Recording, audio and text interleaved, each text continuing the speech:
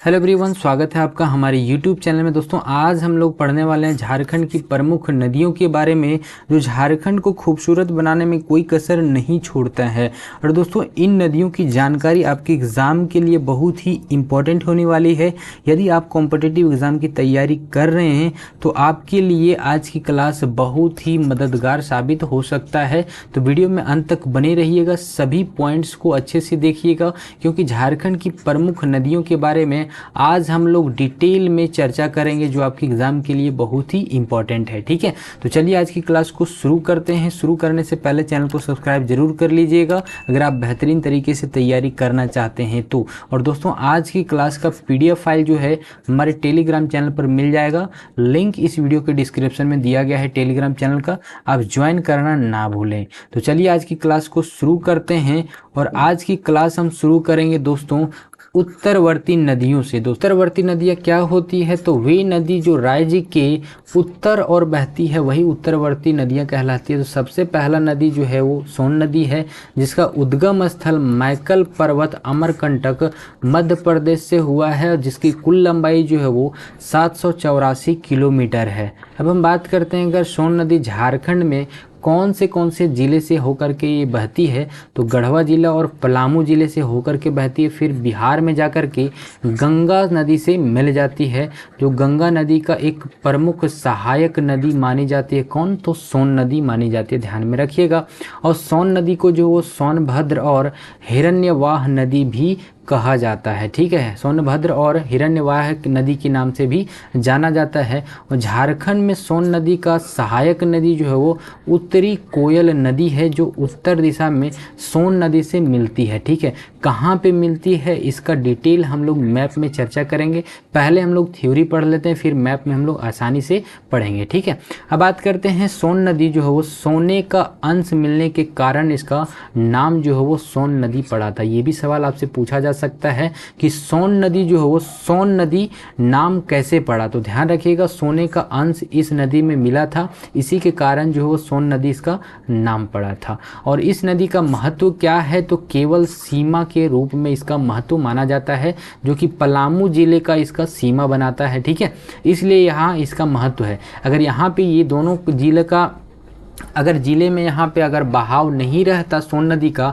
तो सोन नदी के बारे में झारखंड में हम लोग को पढ़ने को नहीं मिलता। ठीक है, तो ये जो है सोन नदी का महत्व केवल झारखंड में केवल सीमा बनाने के लिए आपका यही यहाँ पे महत्व है। ठीक है, और सोन नदी झारखंड का एकमात्र ऐसा नदी है जो बरसाती नदी की श्रेणी में ये नहीं आता है।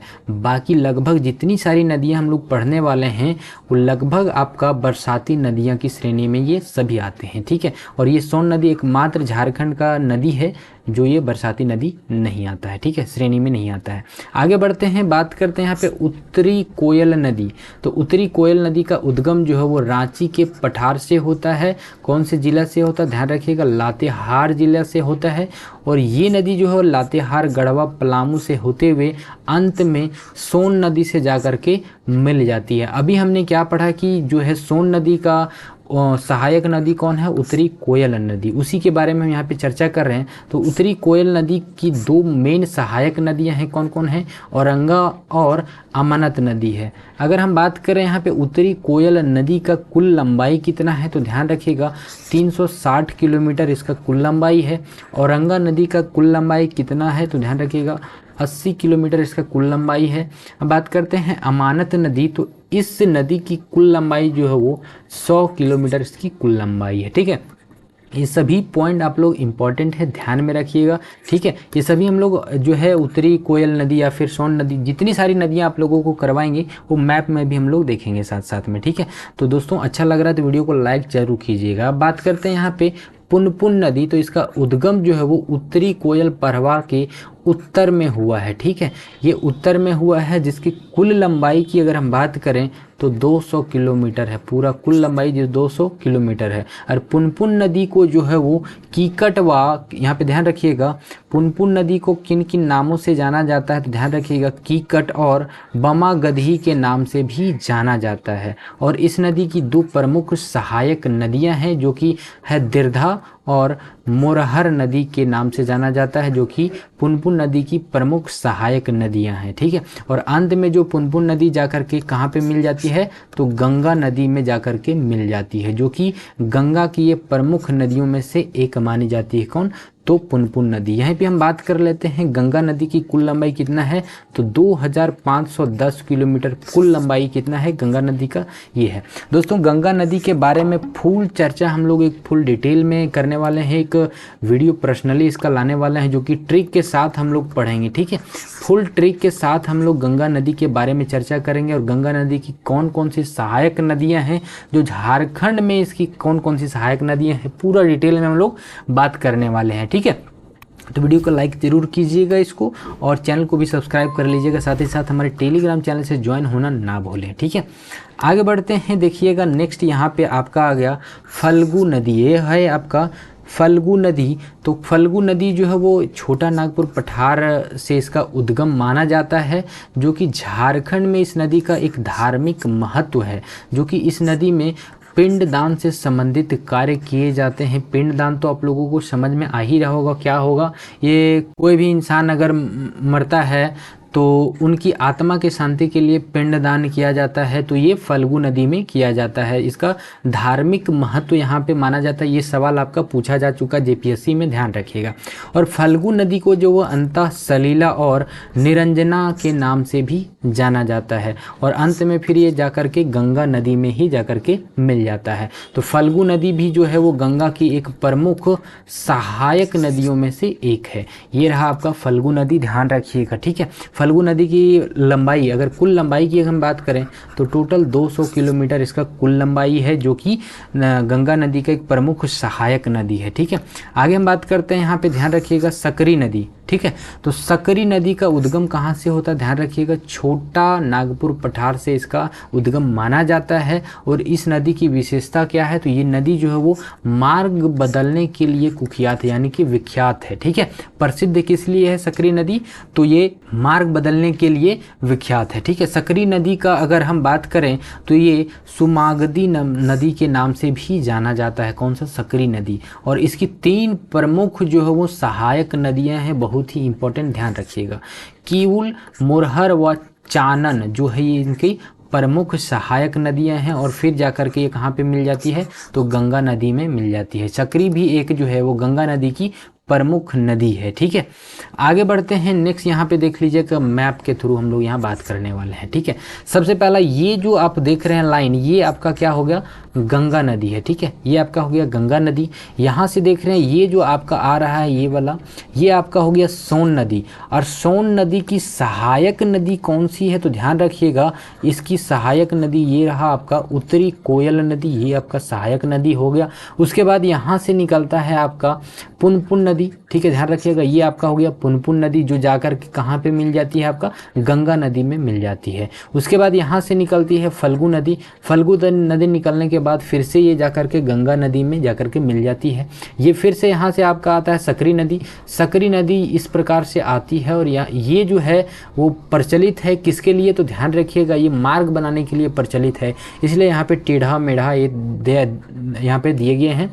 और ये जाकर के फिर से यहाँ पे गंगा नदी की एक प्रमुख सहायक नदियों में से एक है। और ये जाकर के डायरेक्ट ये जो है गंगा नदी पे चानन जो है वो डायरेक्ट गंगा नदी में जाकर के नहीं मिलती है, ये जाकर के आपका कहाँ पे मिलती है, तो सकरी नदी में जाकर के इसका प्रवेश होता है। उसके बाद ये जाकर के दोनों मिल करके गंगा नदी में प्रवेश करती है। ठीक है, और ये आपका गंगा नदी है।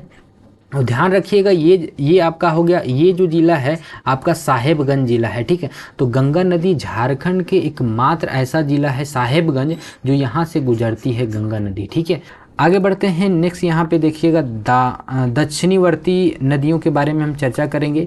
ठीक है, दक्षिणवर्ती नदियों के बारे में चर्चा करेंगे। पहले हम लोग बात किए थे उत्तरवर्ती नदियों के बारे में, तो दक्षिणवर्ती नदियाँ वही होती है जो दक्षिण की ओर बहती है। ठीक है, तो दक्षिणवर्ती नदियों की श्रेणी में आता है, जो कि पहला हो गया आपका दामोदर नदी। ठीक है, तो दामोदर नदी जो है वो कहाँ से निकलती है, ध्यान रखिएगा दोस्तों, दामोदर नदी हम बता देते हैं। दामोदर नदी एक ऐसा नदी है जो झारखंड के कोई भी एग्जाम में आपका दामोदर नदी से सवाल कहीं भी नहीं छोड़ा है। हर जगह से आपका सवाल उठाया गया है, ठीक है। तो ध्यान रखिएगा, अच्छे से पॉइंट को देखिएगा, ठीक है। तो दामोदर नदी का उद्गम जो है वो छोटा नागपुर पठार से होता है, लातेहार जिला से होता है, ठीक है। अब बात करते हैं, दामोदर नदी झारखंड की सबसे बड़ी लंबी नदी है, ठीक है। सबसे बड़ी व फिर लंबी नदी इसको मानी जाती है, जो कि कुल लंबाई जो है कितना है 592 किलोमीटर है। और झारखंड राज्य में इसकी कुल लंबाई अगर हम बात करें तो 290 किलोमीटर है, ये ध्यान में रखिएगा। दामोदर नदी की कुल लंबाई जो है वो 592 है, दोनों में अंतर है, ध्यान में रखिएगा। और दामोदर नदी को जो है वो नदी होने के साथ साथ ये झारखंड का सबसे प्रदूषित नदी भी माना जाता है। ये सवाल आपका पूछा जा चुका है, ठीक है, कि झारखंड में सबसे प्रदूषित नदी कौन सी है। ऑप्शन 4 था आपका, तो आप करेक्ट आंसर करेंगे क्या, तो दामोदर नदी जो है वो सबसे प्रदूषित नदी है झारखंड की, ठीक है। और दामोदर नदी जो झारखंड में देव नदी के नाम से भी जाना जाता है, झारखंड में देव नदी के नाम से जाना जाता है। और बंगाल में जो है वो इसे बंगाल का शोक कहा जाता है। बंगाल का शोक क्यों कहा जाता है, क्योंकि वहाँ पे बहुत सारी बाढ़ आती थी इस नदी के कारण। उसके बाद ये परियोजना चलाया गया, जो कि आगे हम बात करेंगे कौन सी परियोजना था दामोदर नदी पे, ठीक है। उसके बारे में आगे हम लोग चर्चा करने वाले हैं इसी वीडियो में, ठीक है। तो बंगाल में जो है वो शोक नदी यानी कि बंगाल का शोक कहा जाता है, और झारखंड में इसे देव नदी भी कहा जाता है, ठीक है। अब बात करते हैं, दामोदर नदी झारखंड के 7 जिलों से होकर के गुजरती है। कौन कौन से ऐसा जिला है भाई, तो सबसे पहला ये लातेहार से शुरू करता है, लोहरदगा, रांची, हजारीबाग, गिरिडीह, धनबाद और बोकारो से होते हुए ये बंगाल में जाकर के ये मिल जाता है, ठीक है, जो कि बंगाल का शोक कहा जाता है। और फिर ये जाकर के बंगाल में दामोदर नदी का अंत होता है, फिर जाकर के कहाँ पे मिलता है, तो ध्यान रखिएगा ये हुगली में जाकर के मिल जाती है। दामोदर नदी जो है वो अंत में बंगाल में कहाँ पे मिलती है, तो ये हुगली नदी में मिल जाती है। और दामोदर की 5 प्रमुख सहायक नदियां हैं, कौन कौन सी है, ध्यान रखिएगा, बराकर, कतरी, जमुनिया, कोनार और बोकारो नदी। ये सभी नदियां जो है वो दामोदर की प्रमुख नदियां हैं। इसको हम लोग मैप में भी देखेंगे, टेंशन लेने का कोई बात नहीं है, ठीक है। तो आगे बढ़ते हैं, देखिए बहुउद्देशीय नदी घाटी परियोजना जो कि दामोदर घाटी परियोजना है। दामोदर घाटी परियोजना भारत की पहली बहुउद्देशीय नदी परियोजना है, ध्यान में रखिएगा, ठीक है। भारत की सबसे पहली घाटी परियोजना कौन सी है, तो दामोदर घाटी परियोजना, ठीक है। अब बात करते हैं, जो अमेरिका में सफल रही टेनेंसी घाटी परियोजना से प्रेरित होकर के ये बनाया गया था दामोदर घाटी परियोजना। झारखंड और पश्चिम बंगाल दोनों राज्यों की संयुक्त परियोजना है ये, कौन सा, दामोदर घाटी परियोजना, ठीक है। और जिसका मुख्यालय ध्यान में रखिएगा दोस्तों, बहुत ही इंपॉर्टेंट है, इसका मुख्यालय कहाँ पे है, तो कोलकाता में है, ठीक है, कोलकाता इसका मुख्यालय है, ठीक है। अब हम बात करते हैं दामोदर घाटी परियोजना, जिसकी शुरुआत कब की गई थी, तो ध्यान रखिएगा इसकी शुरुआत जो किया गया था वो 1948 में इसकी शुरुआत किया गया था, और इसकी स्थापना भी 1948 में किया गया था, जिसका मुख्यालय कहाँ पे है, कोलकाता में इसका मुख्यालय है, ठीक है। और इन सभी बांधों, ये देखिएगा सभी बांध जो है वो दामोदर घाटी परियोजना के अंतर्गत 8 बांध का निर्माण किया गया है, जो निम्न प्रकार हैं, तिलैया बांध, बाल पहाड़ बांध, मैथल बांध, कोनार ब्राज बांध, पंचायत बांध, अय्यर बांध, बेरमो बांध, दुर्गा बैराज बांध। ये सभी 8 प्रमुख बांध है किसका, दामोदर घाटी परियोजना का। और इन सभी बांधों में पहला जल विद्युत केंद्र जो है वो कौन सा बांध है, तो ध्यान रखिएगा तिलैया बांध है, ठीक है। पूरे भारत में जो है आपका सबसे पहला जल विद्युत केंद्र जो है वो आपका तिलैया में खोला गया था। कब इसकी स्थापना किया गया था, यानी कि इसकी स्थापना ध्यान रखिएगा 1953 में किया गया था, जो कि कोडरमा जिले में है, ठीक है। कोडरमा जिले में ये इसका स्थापना किया गया था तिलैया बांध का, जो कि दामोदर घाटी परियोजना में है, ठीक है। अब आगे बात करते हैं, यहाँ पे देखिएगा, यहाँ पे बराकर नदी। बराकर नदी का कुल लंबाई की अगर हम बात करें कितना है, तो 225 किलोमीटर इसकी कुल लंबाई है। और बराकर नदी का उद्गम छोटा नागपुर पठार जिला हजारीबाग से होता है, और ये दामोदर नदी का सबसे प्रमुख सहायक नदी है। और दामोदर नदी का सबसे बड़ी सहायक नदी कौन सा है, ये भी सवाल आपका पूछा गया था कि दामोदर नदी का सबसे बड़ी सहायक नदी कौन है, तो बराकर नदी है, ठीक है, जिसकी कुल लंबाई 225 किलोमीटर है। बराकर नदी का उल्लेख जो है वो बौद्ध और जैन ग्रंथों में भी किया गया है, ठीक है। इसलिए ये भी आपका बहुत ही इंपॉर्टेंट बन जाता है, ठीक है। दोस्तों साथ ही साथ वीडियो को लाइक कीजिएगा, दोस्तों के साथ शेयर जरूर कीजिएगा। जो भी तैयारी आप बेहतरीन तरीके से करना चाहते हैं हमारे साथ जुड़ जाइए, चैनल को सब्सक्राइब जरूर कीजिएगा। बात करते हैं बराकर नदी के तट पर जैन मंदिर और कल्लेश्वरी देवी मंदिर स्थित है। कौन से? तो बराकर नदी पे ये स्थित है। बराकर नदी हजारीबाग, कोडरमा, गिरिडीह और धनबाद जिले से होते हुए ये दामोदर नदी में जाकर के मिल जाती है, जो कि दामोदर नदी की प्रमुख सहायक नदी और सबसे बड़ी सहायक नदी है, ठीक है। अब आगे बात करते हैं, यहाँ पे देखिएगा स्वर्ण रेखा नदी बहुत ही इंपॉर्टेंट है आपकी एग्जाम के दृष्टिकोण से। स्वर्ण रेखा नदी जो है इसका उद्गम कहाँ से होता है? तो छोटा नागपुर पठार से होता है, रांची जिले से होता है और ये रांची से 16 किलोमीटर दूर नागड़ी गांव से निकलती है। कहाँ से निकलती है? तो ध्यान रखिएगा, नागड़ी गांव से निकलती है, जिसकी कुल लंबाई कितना है? तो 474 किलोमीटर इसका कुल लंबाई है, ठीक है मेरे भाई, ध्यान में रखिएगा। और इसकी सुनहरी रेत में सोने के अंश मिलने के कारण इसका नाम जो है स्वर्ण रेखा नदी नाम पड़ा था। इसका नाम किस प्रकार से पड़ा था? तो इस नदी में जो है वो सोने का अंश मिलने के कारण इसका स्वर्ण रेखा नदी नाम पड़ा था, ध्यान में रखिएगा, ठीक है।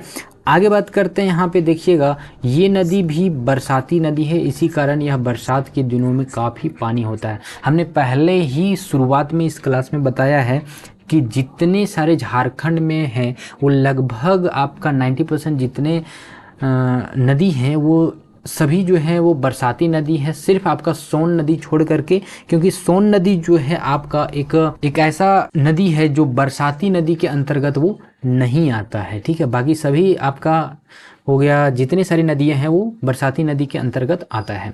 अब ये बात करते हैं, स्वर्ण रेखा नदी झारखंड की एकमात्र नदी है जो स्वतंत्र रूप से बंगाल की खाड़ी में गिरता है। ये पॉइंट आप ध्यान में रखिएगा, ठीक है। स्वर्ण रेखा नदी है जो कि झारखंड का सबसे बड़ा जलप्रपात हुंड्रू जलप्रपात स्थित है। इसी नदी पे जो है वो हुंड्रू जलप्रपात स्थित है, जिसकी कुल ऊंचाई वो जो है 74 मीटर है। किसका? तो हुंड्रू जलप्रपात का। स्वर्ण रेखा नदी जो है रांची, खूंटी, पूर्वी सिंहभूम से होते हुए उड़ीसा राज्य में प्रवेश करती है और सीधे बंगाल की खाड़ी में जाकर के गिरती है, ठीक है। ये 3 जिलों से होकर के गुजरती है, रांची, खूंटी और पूर्वी सिंहभूम जिले, ठीक है, ध्यान में रखिएगा।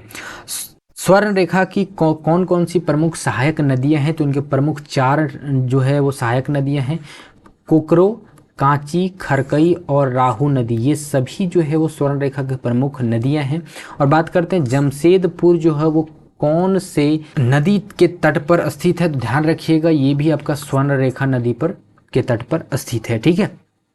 आगे देखिएगा स्वर्ण रेखा नदी, उससे पहले यहाँ पे देख लीजिएगा कि ये जो है आपका बराकर नदी, यहाँ पे देख लीजिएगा, अभी हमने बात किया था कि बराकर नदी है जो कहाँ से जाकर के मिलती है। तो ये देखिए आपका दामोदर नदी में जाकर के मिल जाती है सीधा सा। ये आपका हो गया दामोदर नदी जो कि लातेहार जिला से शुरू होकर के आपके इतने सारे जिलों में आकर के ये बहती है, ठीक है। और फिर जाकर के ये आपका कहाँ पे मिल जाती है? तो ध्यान रखिएगा बंगाल में जाकर के मिल जाती है, ठीक है।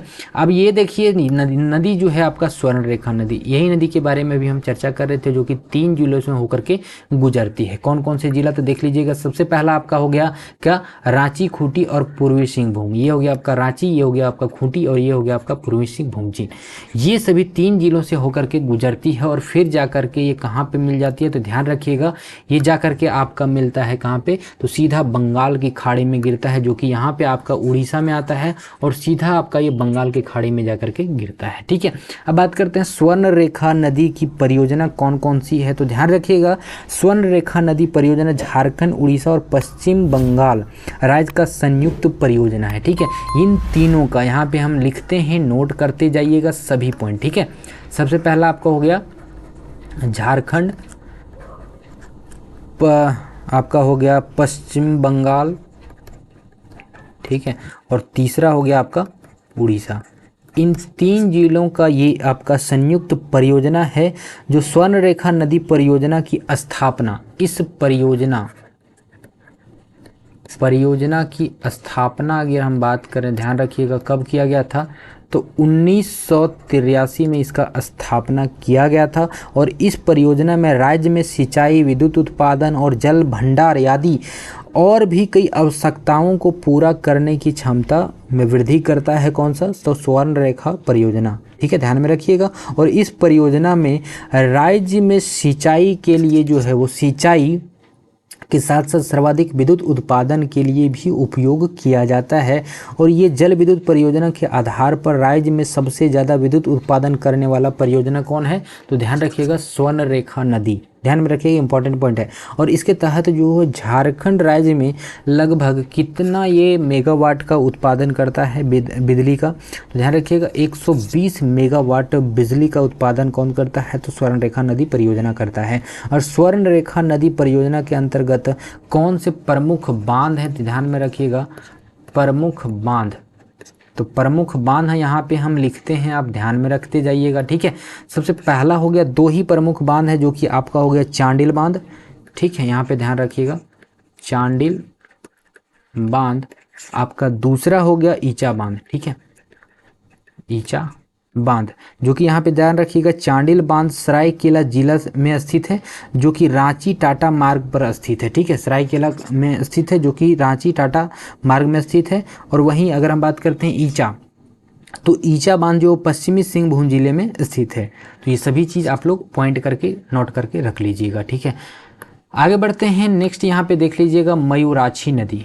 बात करते हैं मयूराक्षी नदी की कुल लंबाई कितना है? तो इसका कुल लंबाई जो है वो 250 किलोमीटर है और इसका उद्गम जो है वो त्रिकुट पहाड़ से होता है। कौन से जिले से होता है? तो देवघर जिला से होता है। और ये झारखंड का एकमात्र, यहाँ पे देख लीजिएगा, नौगमय नदी है जो समतल भूमि में बहती है, यानी कि समतल नदी में ऐसे करके ये बहती है। और मयूराक्षी नदी देवघर, दुमका, गोड्डा और साहेबगंज, यानी कि यहाँ पे 4 जिलों से होकर के गुजरती है और फिर जाकर के ये उड़ीसा में गंगा नदी से जाकर के मिलती है। तो ध्यान रखिएगा, मयूराक्षी नदी भी आपका एक गंगा नदी का प्रमुख सहायक नदियों में से एक है। मयूराक्षी नदी को मोर और मोतिहारी के नाम से भी जाना जाता है, मोतिहारी नदी के नाम से भी जाना जाता है, जो कि नवादा जिले की ये नदी, ध्यान रखिएगा, भुरभुरी नदी के साथ मिलकर मोर नदी नाम से भी जानी जाती है। भुरभुरी नदी से जाकर के ये मिल जाती है, फिर उसे वहाँ पे क्या नाम दिया जाता है? मोर नदी के नाम से भी जाना जाता है। ध्यान रखिएगा, कहाँ पे? तो नवादा जिले में, जो कि बिहार में है, ठीक है। मयूराक्षी नदी की प्रमुख सहायक नदियाँ कौन कौन सी है? तो सिंध, दौना, टिपरा, पुसरो, भांबरी, और यहाँ पे बात करते हैं मुनबिल और घोवाई, ये सभी जो है मयूराक्षी नदी का प्रमुख नदी है, ठीक है।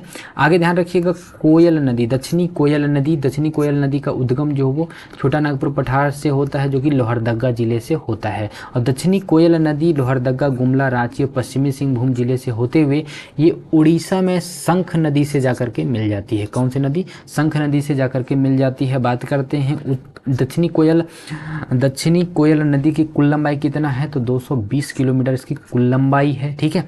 बात करते हैं दक्षिणी कोयल नदी का प्रमुख सहायक नदी कौन सा है? तो कारो नदी है।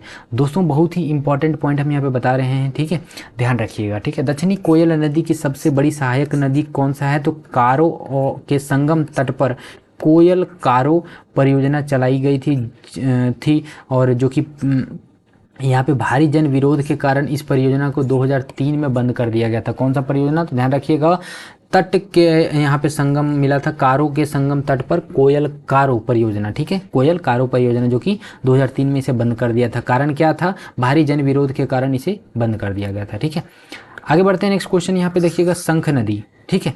शंख नदी का उद्गम जो है वो छोटा नागपुर चैनपुर जिला जो है वो गुमला से होता है, चैनपुर से गुमला जिला से होता है, जो कि यहाँ पे हम बात करें झारखंड का एकमात्र नदी है जो कि गहराई जो है वो गहरी खाई पर निर्माण होता है, ठीक है। और शंख नदी जो है वो गुमला सिमडेगा से बहते हुए उड़ीसा में प्रवेश करता है और आगे बढ़ के जाकर के दक्षिणी कोयल में मिल जाता है, यानी कि दक्षिणी कोयल का एक प्रमुख सहायक नदी है। तो हम बात करते हैं शंख नदी की कुल लंबाई कितना है? तो 240 किलोमीटर की कुल लंबाई है। यहाँ से देख रहे हैं ये आपका हो गया मयूराक्षी नदी, मैप के थ्रू हम देख लेते हैं, ठीक है। मयूराक्षी नदी की हम बात कर लेते हैं, यहाँ पे देख लीजिएगा, ये रहा मयूराक्षी नदी और इधर से आ करके आपका हो गया मयूराक्षी नदी, यहाँ से देख रहे हैं, ठीक है। ये आपका इन जिलों से होकर के गुजरती है। ये आपका हो गया अजय नदी। अजय नदी के बारे में भी हम चर्चा नहीं किए हैं, लेकिन फिलहाल यहाँ पे आप लोग देख लीजिए। ये आपका हो गया दक्षिणी कोयल नदी, इस तरह से गुजरता है जहाँ पे देख रहे हैं, ठीक है। उसके बाद ये रहा आपका शंख नदी, जो कि फिर से जा करके यहाँ कहाँ पे मिल जाती है, तो दक्षिणी कोयल नदी पे जा करके ये शंख नदी मिलती है, ठीक है। तो ये शंख नदी प्रमुख नदी है, सहायक नदी है किसका, तो ध्यान रखिएगा दक्षिणी कोयल नदी का, ठीक है। आगे बढ़ते हैं, अजय नदी के बारे में चर्चा करते हैं। अजय नदी का जो है वो उद्गम मुंगेर जिला बिहार से हुआ, जो कि बिहार से प्रवाहित होते हुए ये नदी झारखंड के देवघर जिले में प्रवेश करती है और आगे चल करके इससे में जयंती नदी आकर के मिल जाती है, ठीक है। जयंती नदी आकर के यहाँ पे मिल जाती, देख रहे हैं आगे जा करके यहाँ पे जो है वो जयंती नदी आकर के जाके के मिल जाती है, ठीक है। उसके बाद हम बात करते हैं पश्चिम से पत्थरों नदी आकर के अजी से मिल जाती है। यहाँ पे देख रहे हैं पश्चिम से आकर के फिर से यहाँ से आपका अजय नदी में जाकर के मिल जाता है, पॉइंट ध्यान में रखिएगा। और अजय नदी देवघर दुमका से होते हुए करगा के पास जामताड़ा जिले में प्रवेश करती है और आगे चलकर पश्चिम बंगाल में भागीरथी नदी में जाकर के मिल जाती है। भागीरथी नदी जो भी है आपका गंगा नदी का प्रमुख नदी भी माना जाता है। देखिए इस प्रकार से आगे बढ़ते हुए गंगा में जो है आपका कोलकाता में यानी कि पश्चिम बंगाल में जाकर के मिल जाती है भागीरथी नदी में, ठीक है। अजय नदी की दो प्रमुख सहायक नदियां हैं, कौन कौन सी है, तो देखिए पत्थरों और जयंती नदी, ठीक है। ये दोनों प्रमुख नदी है, ठीक है। आगे हम बात करते हैं ब्राह्मणी नदी, बहुत ही इंपॉर्टेंट है। ब्राह्मणी नदी का कुल लंबाई की अगर हम बात करते हैं तो 799 है, कहीं कहीं पे आपको 800 किलोमीटर पूरा दिखेगा, ठीक है। लेकिन एग्जैक्ट आप ध्यान रखिएगा 799 किलोमीटर है, कोई कोई बुक में आपको मिलेगा 800 किलोमीटर, ठीक है। तो ब्राह्मणी नदी का उद्गम जो है वो दुधवा पहाड़ी से होता है और ब्राह्मणी नदी का दो प्रमुख सहायक नदी है, गुमरो और एरो नदी, ठीक है। ये ध्यान में रखिएगा, ठीक है। आगे बढ़ते हैं, नेक्स्ट यहाँ पे देखिएगा गुमानी नदी। तो गुमानी नदी का उद्गम जो है राजमहल पहाड़ी से होता है और गुमानी नदी का कुल लंबाई जो है वो 260 किलोमीटर इसकी कुल लंबाई है, ठीक है।